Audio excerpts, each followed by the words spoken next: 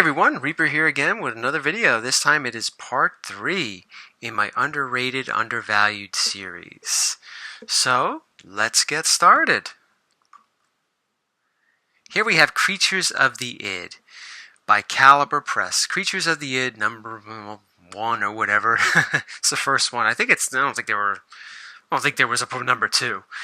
But anyway, I think it's a little underrated.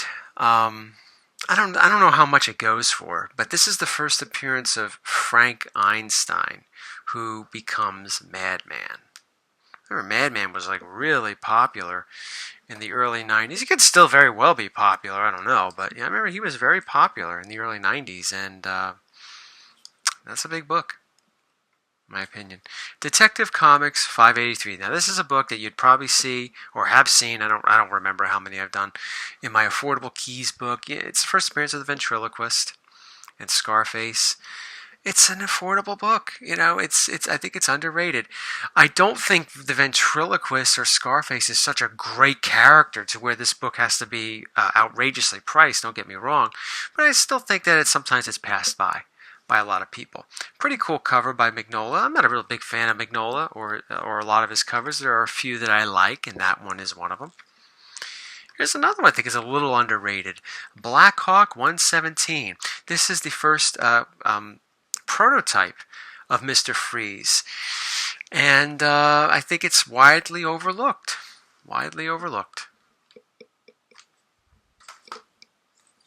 Moving along.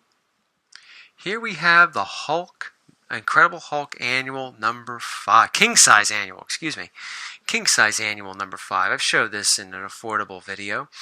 This is the second appearance of Groot. Now, Groot showed up, I think, in the early 60s with Tales to Astonish number 13. It's a pretty expensive book. I think it's rarer than other books of that era for Marvel. And it's highly sought out because obviously Groot became a very popular character. But this is his second appearance, and I think it's still, you can still get it for a decent grade too. Maybe $50. I mean, I don't know. I haven't looked in a while, but I don't see this book being super, super expensive. And if you can't get the first appearance of Groot, as many people cannot, try giving this one a shot. Continuing with Madman, Graphic Music number 1. What a freaky cover this is. But I think this is the first time Frank Einstein, it's where he actually becomes Madman in Graphic Music number 1. Now, this one right here is not a first appearance. It is actually a second appearance, the second appearance of Evil Arnie, and the second appearance of this character here, Lady Death. The reason why I think it's a little underrated is because it is her first cover appearance, and you see her in pretty much, a really cool fashion. She's drawn very well, and I think this one sometimes gets overlooked, and that's what makes it, underrated in my opinion.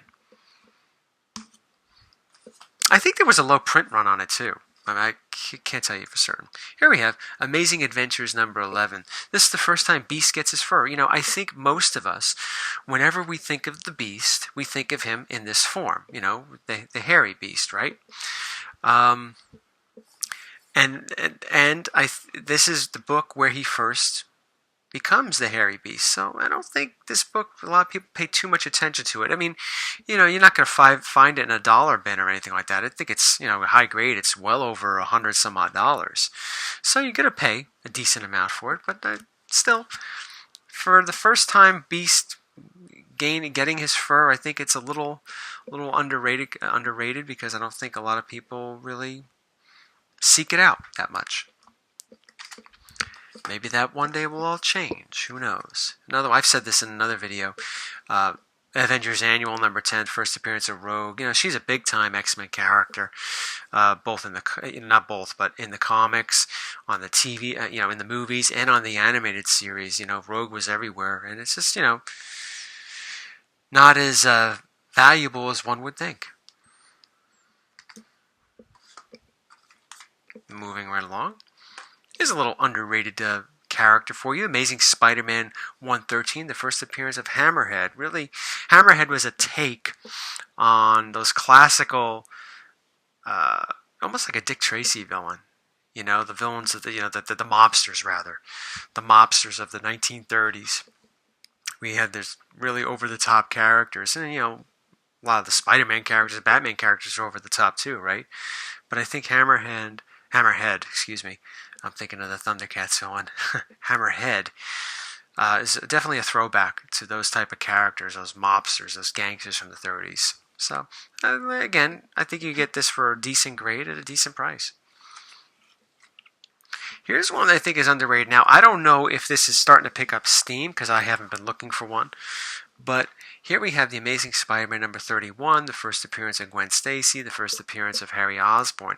With all that interest in Spider-Gwen, the Edge of Spider-Verse 2 and all its variants and characters like that, I'm surprised there's not more interest, or at least from what I've seen, in her first appearance, which was Amazing Spider-Man number 31. Maybe again, maybe that will change one day. Who knows? But for a long time, this book, it hasn't been as expensive as you would think, which may be a good thing for a lot of us. You want to get another one or pick this book up, go right ahead, right? Here's one. X-Men number 10, the first Silver Age appearance of Kazar or Kazar or Kazar, whatever way you pronounce it, I don't know. I'm sure if he appears in a movie, that will set the universal way of speaking, a way of pronouncing his name, the way it did with Thanos. I thought it was Thanos for many, many years until he was called Thanos in the movies. So maybe it'll be the same thing with Kazar or Kazar. But again, I think it's another underrated book. Pretty cool cover, pretty cool Kirby cover, and a reintroduction of a golden age timely character in the Marvel Universe. They were doing that a lot in this era with Captain America, and then later they did it with Vision, and so forth and so on, Black Knight, and so forth and so on. Here's another one. Not necessarily a cheap book by any means, but All-Star Western number 10, first appearance of Jonah Hex. I know the movie. A lot of people didn't like the movie and, pretty much squashed Jonah Hex. But I think the character is still pretty cool. There is an interest in Western books. And a character like Jonah Hex, Western, I think still generates enough interest, and he's a pretty cool character. And sometimes I think people tend to forget about this, and the sea of superheroes and all that. People sometimes forget about Jonah Hex. And the last one for this particular video, let's see if this will stand up right. Okay, you got a little bit of glare. All right, not too bad though. Deadline number 1, first appearance of Tank Girl. Definitely, I think, an underrated character. She's really out there. Definitely different type of personality than I think what a lot of us are used to. It has a real Aussie feel to it, which is pretty cool. It's nice to have and so forth, something different in comics. And I think Tank Girl was one of them. She had a movie, I think in 1994 or 95 or whatever it was. I didn't see it, but I remember when it came out, and it looked pretty cool. It looked a little different, but still pretty cool nevertheless. And I do think that sometimes Deadline number 1 is, not as sought out as one would think with collecting first appearances and so forth.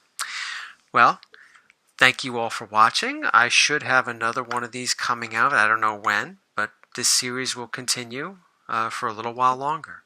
So thank you all for watching, and take care.